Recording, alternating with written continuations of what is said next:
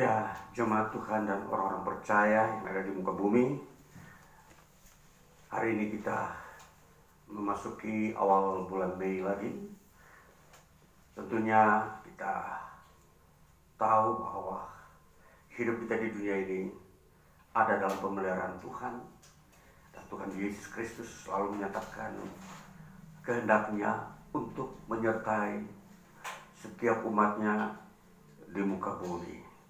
Ya, kita akan membaca firman Tuhan hari ini dari Injil Markus pasal 16. Injil Markus pasal 16 ayat 9 hingga 20. Adalah bagian pertama Injil ini. Kita baca, nanti ada referensi yang lain atau penambahan yang lain dari Injil Matius pasal 22. Namun kita baca dulu bagian ini, Injil Markus 16 pasal 16 ayat 9 hingga 20, bunyinya demikian. Yesus beberapa kali menampakkan diri dan mengutus murid-muridnya. Yesus terangkat ke sorga. Setelah Yesus bangkit pagi-pagi pada hari pertama minggu itu, ia mula-mula menampakkan dirinya kepada Maria Magdalena. Daripadanya Yesus pernah mengusir 7 setan. Lalu perempuan itu pergi memberitahukannya kepada mereka yang selalu mengiringi Yesus, dan yang pada waktu itu sedang berkabung dan menangis. Tetapi ketika mereka mendengar bahwa Yesus hidup dan telah dilihat olehnya, mereka tidak percaya. Sesudah itu ia menampakkan diri dalam rupa yang lain kepada dua orang dari mereka ketika keduanya dalam perjalanan keluar kota. Lalu kembalilah mereka dan memberitahukannya kepada teman-teman yang lain, tetapi kepada mereka pun teman-teman itu tidak percaya. Akhirnya ia menampakkan diri kepada ke-11 orang itu ketika mereka sedang makan, dan ia mencela ketidakpercayaan dan kedegilan hati mereka, oleh karena mereka tidak percaya kepada orang-orang yang telah melihat dia sesudah kebangkitannya. Lalu ia berkata kepada mereka, "Pergilah ke seluruh dunia, beritakanlah Injil kepada segala makhluk. Siapa yang percaya dan dibaptis akan diselamatkan, tetapi siapa yang tidak percaya akan dihukum. Tanda-tanda ini akan menyertai orang-orang yang percaya. Mereka akan mengusir setan-setan demi namaku. Mereka akan berbicara dalam bahasa-bahasa yang baru bagi mereka. Mereka akan memegang ular, dan sekalipun mereka minum racun maut, mereka tidak akan mendapat celaka. Mereka akan meletakkan tangannya atas orang sakit, dan orang itu akan sembuh." Sesudah Tuhan Yesus berbicara demikian kepada mereka, terangkatlah ia ke sorga, lalu duduk di sebelah kanan Allah. Mereka pun pergilah memberitakan Injil ke segala penjuru, dan Tuhan turut bekerja dan meneguhkan firman itu dengan tanda-tanda yang menyertainya. Dalam bagian ini kita akan mendapat penjelasan berikutnya di dalam Injil Matius pasal 22. Kita ingin melihat bagian ini lagi, Injil Matius pasal 22 ayat 23 hingga 32, bunyinya demikian. Pertanyaan orang Saduki tentang kebangkitan. Pada hari itu datanglah kepada Yesus beberapa orang Saduki yang berpendapat bahwa tidak ada kebangkitan. Mereka bertanya kepadanya, "Guru, Musa mengatakan bahwa jika seorang mati dengan tidak meninggalkan anak, saudaranya harus kawin dengan istrinya itu dan membangkitkan keturunan bagi saudaranya itu. Tetapi di antara kami ada 7 orang bersaudara. Yang pertama kawin tetapi kemudian mati, dan karena ia tidak mempunyai keturunan, ia meninggalkan istrinya itu bagi saudaranya. Demikian juga yang kedua dan yang ketiga sampai dengan yang ketujuh. Dan akhirnya sesudah mereka semua, perempuan itu pun mati. Siapakah di antara ke-7 orang itu yang menjadi suami perempuan itu pada hari kebangkitan? Sebab mereka semua telah beristrikan dia." Yesus menjawab mereka, "Kamu sesat, sebab kamu tidak mengerti kitab suci maupun kuasa Allah. Karena pada waktu kebangkitan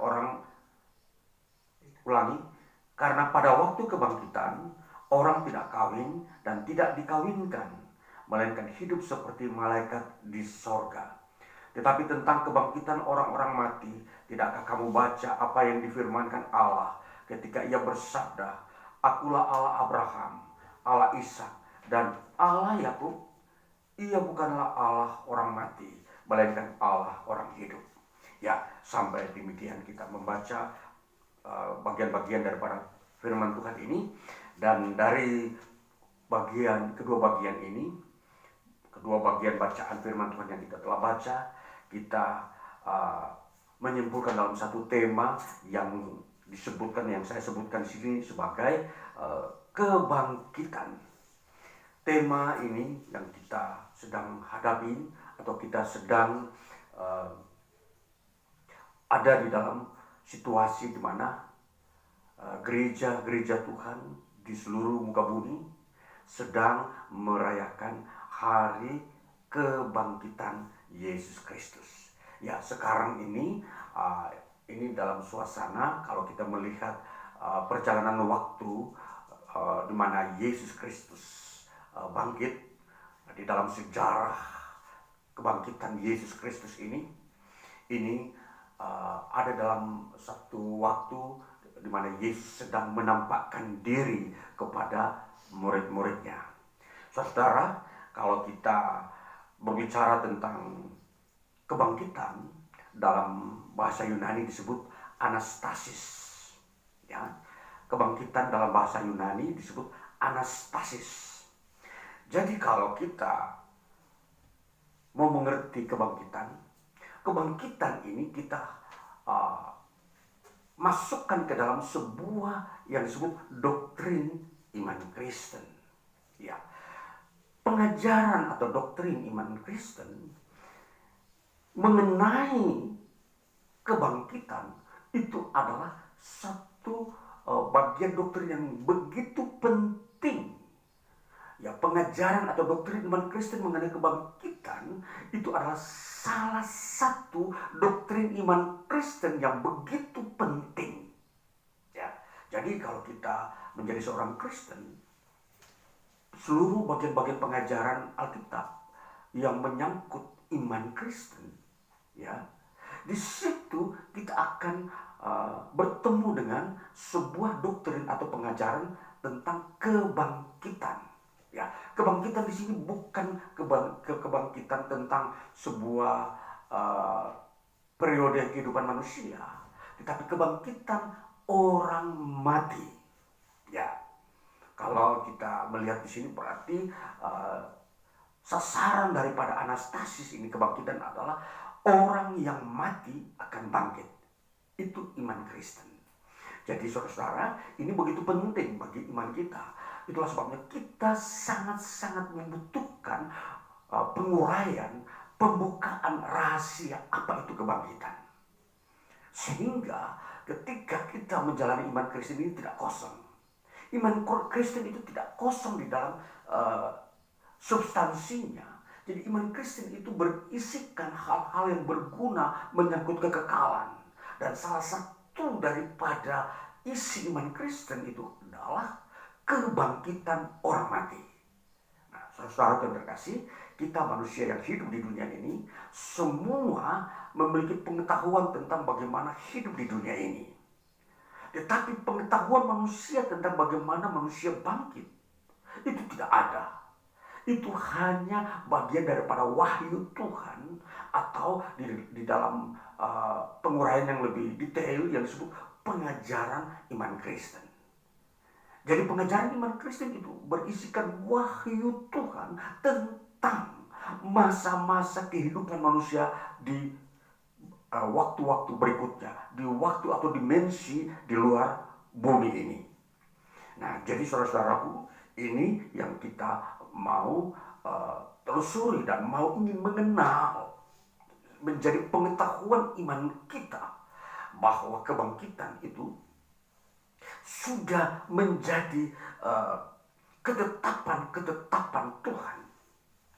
Jadi kalau kita mengerti ini, maka ini sebuah ketetapan, tidak bisa dirubah. Jadi sama seperti bagaimana Tuhan menetapkan bagaimana Ia mau menciptakan langit dan bumi, dan isinya sama halnya dengan Tuhan menetapkan terjadinya kebangkitan orang mati oleh karena dosa yang telah dilakukan oleh manusia. Lalu bagaimana Tuhan menebus dan mengampuni dosa, kemudian membangkitkan mereka dari kematian. Nah, ini yang ada di dalam ketetapan Tuhan. Nah, jadi kalau sesuatu yang ditetapkan, inilah yang kita harus mengerti. Sehingga iman kita pun harus tetap. Ya, kalau kita mau melihat sesuatu yang ditetapkan Tuhan itu berarti tidak berubah, maka iman kita yang kita telah terima di dalam Yesus Kristus itu pun harus tetap. Tidak bisa berganti-ganti atau berubah. Nah, itu mempunyai relevansi. Jadi kalau pengetahuan kita tentang kebangkitan orang mati merupakan sebuah ketetapan, maka kita harus memahami bahwa iman kita pun harus tetap seperti apa yang Tuhan tetapkan. Bahwa kita harus tetap dalam iman percaya kita kepada Kristus Yesus di dalam memasuki era kebangkitan ini. Nah, jadi saudara-saudaraku yang terkasih, ini yang menjadi sebuah konsep awal di dalam kita menjalankan iman kita ke depan, iman kita kepada Kristus di tengah-tengah situasi dunia yang berubah-ubah. Nah, apa yang kita sudah bacakan, yang kita sudah baca dari kedua teks tadi, dari Injil Markus pasal 16 dan kemudian di dalam Injil Matius 22, itu menyangkut dua fakta. Dua fakta mengenai apa? Yaitu mengenai pengajaran tentang kebangkitan dan pengalaman mengenai kebangkitan. Saudara, Alkitab selalu menampilkan dua hal yang begitu penting. Satu mengenai pengajaran atau doktrin, dua mengenai pengalaman. Jadi pengajaran itu mempunyai relevansi dengan pengalaman. Dia tidak bisa terpisah. Itu merupakan kelanjutan daripada kebenaran. Kebenaran itu diajarkan, tetapi kebenaran pun akan mengalami realitas atau dialami oleh hidup manusia, oleh manusia itu sendiri. Jadi itulah pokok-pokok yang ada dalam kerajaan Allah. Kerajaan Allah bukan saja berisikan informasi mengenai kebenaran Allah, tetapi kerajaan Allah juga menyangkut pengalaman hidup manusia mengalami kebenaran itu sendiri. Jadi kalau kita melihat dimensi kerajaan Allah, itu kerajaan Allah bukanlah sesuatu yang bersifat maya, tapi dia sesuatu yang bersifat realistis. Dia tidak pernah ada di dalam bayang-bayang, tetapi dia akan berwujud kehidupan. Nah, kerajaan Allah kita sudah lihat di dalam dua dimensi ini. Satu menyangkut informasi atau pengajaran, yang kedua mengenai pengalaman. Nah, jadi ini yang kita harus mengerti bagaimana substansi iman Kristen bukan berisikan sekedar doktrin.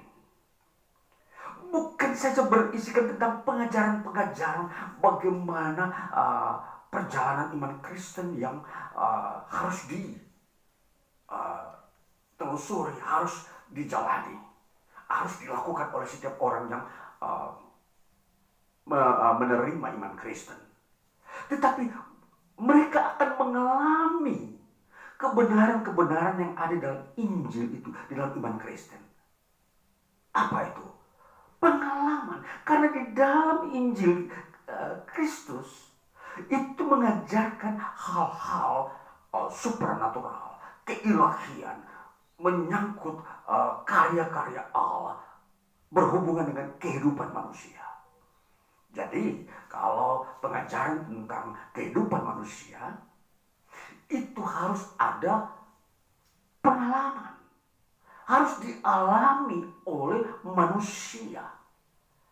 Nah, jadi inilah disebut pelajaran kehidupan. iman itu berhubungan dengan kehidupan, dan itu bersangkut paut di dalamnya memberikan pelajaran tentang kehidupan. Jadi kalau kita menjadi seorang Kristen, kita harus bisa masuk ke dalam kedua prinsip ini, pengajaran dan pengalaman. Jadi kalau kita suatu waktu akan mengalami kebangkitan, maka perlulah kita mengerti dan tahu pelajaran tentang kebangkitan. Nah, itulah sebabnya dalam kondisi di mana kita di dunia ini, kita didahulukan dengan pelajaran, doktrin. Jadi sepanjang kita hidup di dunia ini, memang tentunya pelajaran itu penting. Kita harus mengerti, tahu pengajaran-pengajaran iman Kristen, dan salah satunya mengenai kebangkitan. Kita harus mengerti pelajarannya mengenai kebangkitan. Apa itu pelajaran seperti itu? Pelajaran itu mengajarkan bahwa orang yang mati akan bangkit di masa waktu yang telah ditentukan Allah. Itu pelajarannya. Itu adalah intinya di situ. Ya, jadi kalau di sini kita mengerti bahwa ini sebuah pelajaran atau doktrin, ketentuan-ketentuan yang harus kita ketahui, maka kita menjadi manusia atau orang yang tidak bingung mengenai kehidupan. Bahkan ketika kematian itu terjadi, kita tidak menjadi orang yang hilang arah, tidak mengerti apa yang harus manusia jalani ketika dia mati. Nah, ini yang disebut bagian-bagian daripada pelajaran tentang kebangkitan. Nah, jadi sebuah wahyu yang kita dapatkan dari firman Tuhan Alkitab mengenai bahwa orang yang mati itu khususnya mereka yang mati di dalam Kristus, mereka yang percaya kepada Kristus, mereka akan beroleh kebangkitan. Inilah pelajarannya. Nah, jadi kita sudah mendengar berita pengajaran ini bahwa akan bangkit dan pasti bangkit. Ini kita sudah mendapat poin yang jelas bahwa iman Kristen adalah iman yang akan mengalami kebangkitan dari kematian. Kebangkitan dari kematian antara orang mati yang terjadi di bumi ini. Nah, itulah sebabnya kita melihat bahwa kebangkitan ini sesuatu yang disebut klimaks dari iman Kristen. Dalam semua pelajaran-pelajaran iman Kristen yang menyangkut hidup iman Kristen itu sendiri, maka kebangkitan ini merupakan klimaks daripada doktrin iman Kristen yang kita nantikan. Nah, kalau kita mau melihat dari fakta-fakta ini, maka di dalam Injil Matius 22 yang kita sudah dengar tadi, sudah baca, bahwa ada aliran di tengah-tengah orang Israel, di tengah-tengah agama Yahudi, bahwa ada orang-orang Saduki, golongan orang-orang Saduki yang mengajarkan bahwa tidak ada kebangkitan. Jadi orang mati tidak bangkit. Di dalam pengajaran-pengajaran orang-orang agama Yahudi, di antara orang Israel yang memiliki golongan Saduki. Jadi memang di Israel itu ada beberapa golongan, ya, Saduki, Farisi, ahli Taurat. Nah, dan kemudian ada satu aliran yang namanya Essenis. Jadi 4 aliran yang ada di agama Yahudi yang mempunyai pemahaman yang berbeda-beda. Dan orang Saduki ini, salah satunya yang paling menonjol adalah mereka tidak percaya adanya kebangkitan orang mati. Nah, itulah sebabnya pada pasal 22, orang-orang inilah yang tampil di depan Yesus mempertanyakan tentang permasalahan kebangkitan. Dan kita sudah lihat khususnya menyangkut ketika ada orang yang menikah di bumi ini lalu mati, lalu kemudian dia tidak menghasilkan keturunan, bagaimana hasilnya? Kemudian saudaranya yang kedua sampai ketujuh itu menikahi dia pun demikian halnya, meninggal dan tidak mempunyai keturunan. Dan pertanyaannya, siapa yang menjadi suaminya kelak di surga? Nah, ini pertanyaan ini berhubungan dengan orang yang tidak percaya tentang kebangkitan. Nah, jadi Yesus menjawab permasalahan ini. Yesus berkata terlebih dahulu, kamu sesat, ya, kamu sesat karena kamu tidak mengerti kitab suci. Nah, jadi di sini kita mau melihat bahwa bagaimana Yesus mencela orang-orang yang tidak mengerti kebenaran. Yesus menyebut mereka sesat. Nah, jadi kalau orang tidak mengerti tentang kebangkitan, orang itu disebut sesat oleh Yesus. Sesat. Jadi kita tentunya harus mengerti bagaimana kebangkitan itu ada, dan itu pengajaran Kristus. Tidak ada di tempat lain.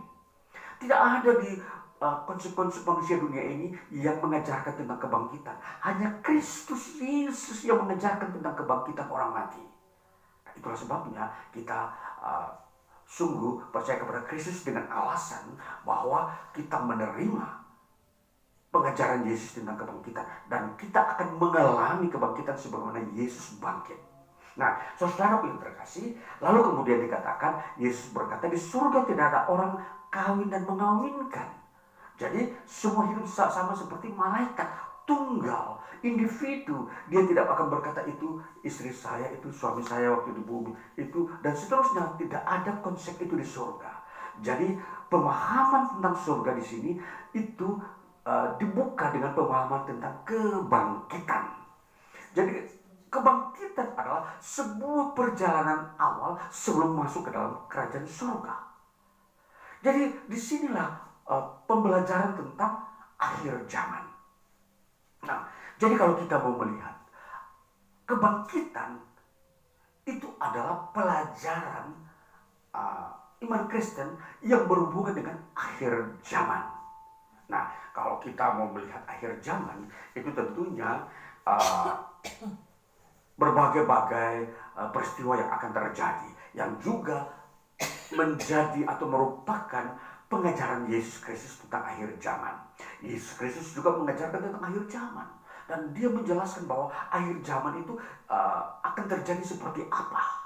Nah, jadi pengajaran Yesus tentang akhir zaman bahwa itu pasti terjadi, itu merupakan bagian daripada pengetahuan Kristus Yesus yang akan terwujud di dunia ini.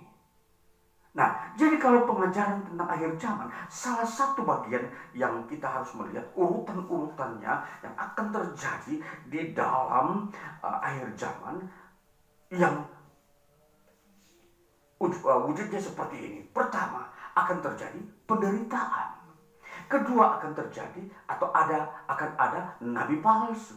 Dan yang ketiga, akan ada kebencian di mana-mana.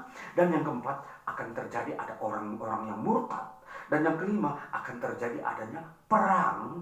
Dan yang keenam, akan ada terjadinya pemberitaan Injil. Dan yang ketujuh, yang terakhir adalah kebangkitan. Itulah unsur-unsur pelajaran yang Tuhan Yesus ajarkan mengenai akhir zaman. Nah, maka saudara-saudaraku yang terkasih, kalau kita belajar tentang kebangkitan, maka ini adalah klimaks daripada akhir zaman.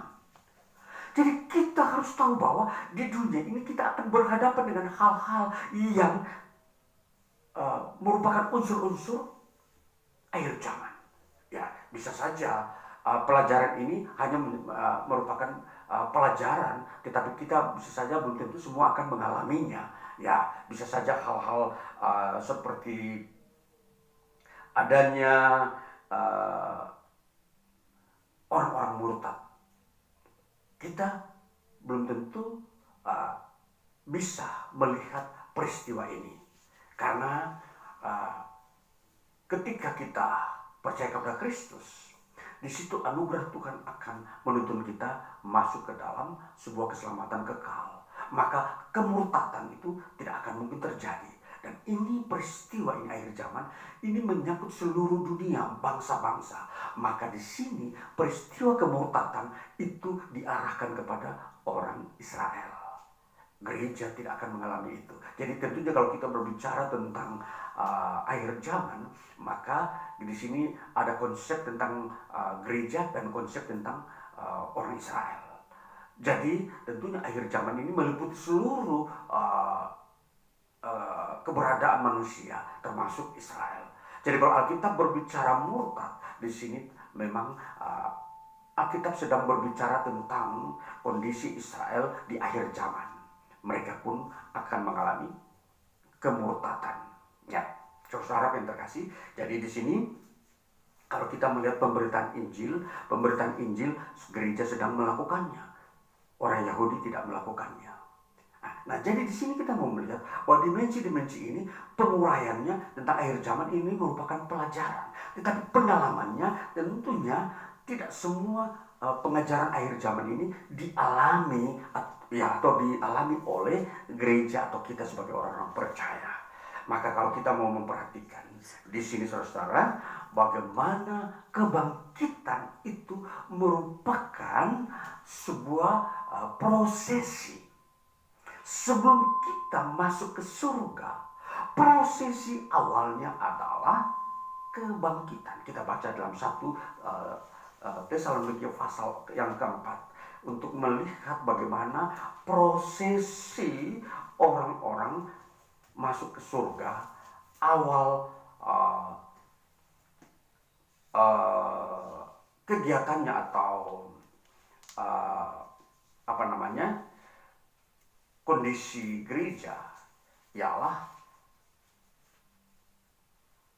mengalami kebangkitan. 1 Tesalonika pasal 4 kita akan membaca ayat 16 bunyinya demikian. Sebab pada waktu tanda diberi, yaitu pada waktu penghulu malaikat berseru dan sangkakala Allah berbunyi, maka Tuhan sendiri akan turun dari surga dan mereka yang mati dalam Kristus akan lebih dahulu bangkit. Nah, ini prosesi awal sebelum gereja Tuhan masuk ke dalam kerajaan surga.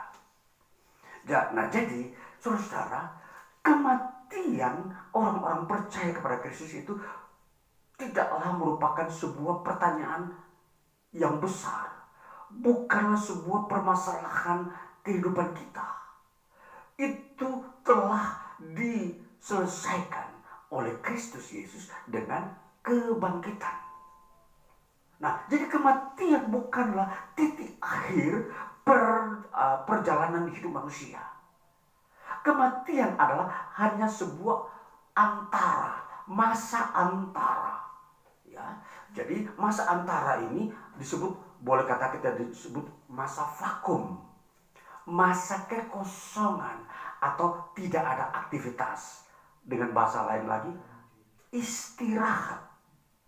Nah, jadi saudara, kematian berdasarkan pengajaran iman Kristen adalah masa istirahat. Istirahat itu apa? Mereka tidak beraktivitas apapun, baik di bumi maupun di surga. Mereka ada di dalam suatu tempat di mana Tuhan telah sediakan yang disebut Hades. Nah, ini masa antara orang-orang percaya tinggal di situ. Jadi kalau ada orang yang percaya kepada Kristus mati atau meninggal, mengapa harus bersedih? Mengapa harus berduka? Mengapa harus menyesal hal-hal yang tidak perlu terungkap? Ya, semua orang mempunyai sejarah hidup, keindahan, mungkin kesalahan ada, tetapi semua sejarah itu tidak bisa menjadi sebuah bahan untuk disedihkan, direnungkan sehingga menjadi sebuah beban hidup yang seolah tidak ada jawaban. Nah, jadi di sini kita harus mengarah pengertian kita tentang kebangkitan. Kebangkitan itu akan menjadi sebuah berita sukacita yang besar bagi kita yang hidup ketika kita menghadapi saudara-saudara kita, orang percaya kepada Kristus yang kita kenal meninggal. Nah, disinilah yang harus kita pegang dasar iman kita mengenai kebangkitan. Nah, sehingga kalau kita melihat kondisi alam daripada orang-orang yang mati, tentunya ini pun tidak bisa dikunjungi oleh setiap orang yang ada di bumi maupun yang di sorga. Malaikat pun tidak bisa mengunjungi tempat yang namanya Hades di mana mereka beristirahat. Apalagi kita orang yang di bumi yang hidup mengunjungi mereka yang sudah mati. Tidak bisa. Itulah sebabnya pengejaran kebangkitan itu membuka rahasia dunia orang mati. Karena di sana banyak rahasia yang manusia kita di bumi ini tidak mengerti dan tidak tahu. Dan tidak ada teori dan penelitian meneliti tentang orang mati, alamnya orang mati. Hanya wahyu Tuhan yang bisa membuka rahasia alam orang mati. Nah, jadi kalau semua rahasia alam orang mati ini disampaikan di luar Alkitab, semua itu adalah palsu. Semua itu adalah tidak benar. Jadi alam orang mati kita hanya bisa mengerti lewat pewahyuan Alkitab. Alkitab mewahyukan, membicarakan tentang alamnya orang mati. Maka ketika Yesus mati 3 hari, itu berbeda dengan kematian manusia lain yang mati. Manusia biasa yang mati itu istirahat. Tapi Yesus mati dalam 3 hari itu dia tidak beristirahat, tapi dia bekerja di alam orang mati untuk memberitakan Injil kepada orang-orang mati sejak zaman Adam diciptakan sampai dengan masa di mana Yesus Kristus mati. Itu era di mana Yesus Kristus mati. Nah, jadi perbedaannya kita harus bisa mengerti. Jadi kalau ada pengajaran-pengajaran tentang alam orang mati yang tidak sesuai dengan Alkitab, itu adalah salah dan sesat, tidak benar.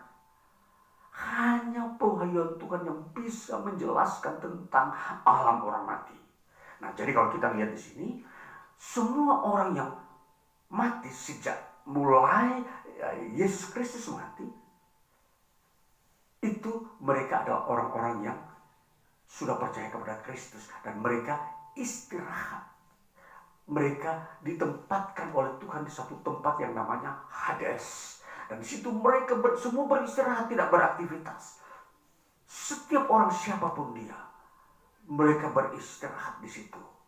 Dan tidak ada istilah mereka sudah duduk di surga. Belum seorang pun masuk ke dalam kerajaan surga ketika sudah mati. Hanya informasi, memang seringkali kalau ada orang berkata, ya Tuhan telah menerima dia di surga, itu adalah pengajaran, berita kekekalan, dan itu menjadi berita futuristik atau berita yang akan datang. Tetapi secara de facto, secara faktanya, mereka masih ada di ruang Hades. Ya, ini kita harus mengerti ya. Jadi jangan berkata, berhalusinasi, orang tua saya sudah ada di surga, sedang makan minum dengan Yesus Kristus. Ini belum ya. Ini saya membatasi pemahaman banyak orang yang seringkali mengungkapkan pengalaman rohaninya seperti itu. Ya, jadi belum seorang pun orang percaya ada di surga saat ini ya. Jadi ketika kebangkitanlah, barulah kita semua masuk surga sama-sama. Yang mati maksudnya dibangkitkan lebih dahulu, kemudian yang masih hidup akan diangkat oleh Tuhan ke surga hidup-hidup. Nanti kita lihat selanjutnya menyangkut pengangkatan atau rapture. Istilah teologianya rapture itu pengangkatan orang-orang percaya ke surga hidup-hidup. Nah, jadi saudara-saudaraku yang terkasih, di sini kita mau mengerti iman Kristen mengajarkan tentang kebangkitan. Sehingga kita ini terus mengerjakan hidup di dunia ini dengan dasar-dasar yang kuat, bahwa di dalam kita sudah ada sebuah topangan hidup kita masa depan, jaminan masa depan yang disebut kebangkitan. Nah, jadi itulah rahasia besar iman Kristen. Jadi kalau kita menjalani perjalanan hidup di dunia ini, kemanapun kita pergi, kita tidak akan digoyahkan lagi dengan berita-berita yang hanya sementara di dunia ini, yang menjanjikan kekayaan, menjanjikan kemuliaan sementara duniawi manusiawi di dunia ini, yang menjanjikan posisi-posisi yang hanya untuk kehidupan manusia di dunia ini. kita tidak bisa tergoyahkan dan tergiur. Karena semua itu akan mati. Ya, sepanjang hidup kita ini, kita harus memahami hidup dan mati. Pengetahuan kita harus mengerti tentang hidup, mati, bangkit. Jadi, kalau kita sudah menguasai atau memiliki pengetahuan tentang ketiga hal ini, hidup, mati, dan bangkit, maka kita menjalani hidup ini berdasarkan proses-proses atau prosedur-prosedur kebenaran firman Tuhan. Kita sudah tidak bisa lagi tergiur dengan kemewahan dunia ini, tergiur dan mengikuti gaya-gaya hidup yang berfoya-foya dan hanya mengandalkan keindahan alam dunia ini, lalu kita tidak menghiraukan perjalanan iman kita, iman Kristen yang menuju kepada kebangkitan. Nah, ini menjadi sebuah pertanyaan besar bagi kita, atau sebuah alarm atau peringatan-peringatan kepada kita bahwa mata kita hanya tertuju kepada masa kebangkitan, bukan masa kejayaan di dunia ini. Walaupun kejayaan di dunia ini diupayakan oleh manusia agar manusia itu makmur, tetapi ini bukanlah berita yang terpenting atau terbesar dalam sejarah hidup manusia. Yang paling penting kita harus tahu sebagai orang percaya bahwa sejarah hidup manusia akan melihat kebangkitan orang mati itu menjadi sebuah pengalaman yang begitu besar. Ya, ini pengalaman hidup manusia yang akan manusia bila diceritakan sangat-sangat menggemparkan kehidupan manusia dibandingkan sebuah kemajuan hidup manusia di muka bumi. Ya, ini sebuah pembanding dan sebuah pengetahuan bagi kita untuk mengukur semua gejala-gejala kehidupan di dunia ini. Nah, jadi kalau kita memiliki pengetahuan tentang kebangkitan, maka kita menjadi orang yang menang.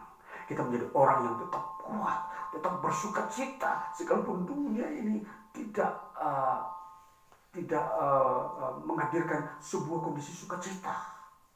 Kalau kita melihat peristiwa-peristiwa akhir zaman dalam pelajaran yang Yesus sampaikan, di situ ada sebuah kebencian. Kebencian itu akan menjadi getah untuk menghancurkan kondisi manusia yang selalu bersuka cita. Maka hanya yang bisa bersuka cita adalah orang-orang yang percaya kepada Kristus. Di tengah dunia yang benci, mereka tetap bersuka cita karena mereka telah memiliki pengetahuan tentang kebangkitan. Dan ini kalau kita melihat unsur-unsur di dalam akhir zaman. Nah, jadi kalau kita melihat itu saja, kita akan sudah bisa menang kuat. Makanya janji tentang kemenangan iman Kristen itu real.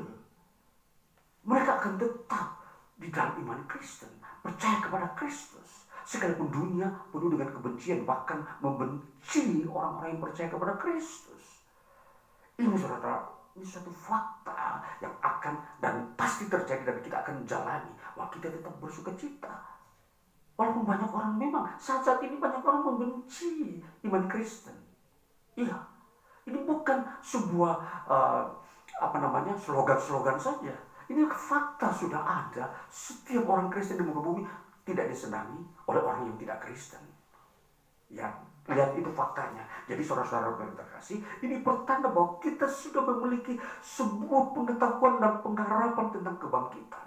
Karena Kristus menyertai kita dengan semua unsur-unsur yang dia punyai. Unsur-unsur yang dia punyai, yang dia nyatakan, perlihatkan, yang akan dialami oleh manusia yang percaya kepada dia, yaitu unsur-unsur yang disebut unsur kemenangan. Kebangkitanlah, itulah menjadi kemenangan hidup manusia dari permasalahan dan dosa-dosa yang dialami oleh manusia di muka bumi. Dan inilah yang menjadi bagian yang terpenting bagi kita. Saudara yang terkasih, selain kita mau melihat bahwa kebangkitan itu merupakan bagian yang penting, kita mau melihat bahwa kedatangan Tuhan Yesus itu juga penting. Ya. Jadi kedatangan Tuhan Yesus itu satu paket dengan kebangkitan. Jadi karena kedatangan Yesuslah, maka terjadilah kebangkitan. Kalau Yesus tidak datang, tidak terjadi kebangkitan. Jadi Yesus datang dari surga, dikatakan dalam 1 Tesalonika pasal 4 tadi. Yesus turun dari surga datang ke bumi. Jadi peristiwa kebangkitan itu terjadi karena Yesus datang dari surga turun ke bumi. Nah, jadi inilah satu paket pemahamannya antara rapture dan anastasis. Ini adalah satu momen. Kalau berbicara tentang kebangkitan orang mati, itu berbarengan dengan kedatangan Yesus, atau disebut Epifania. Epifania itu artinya kedatangan Yesus dari surga di atas muka bumi.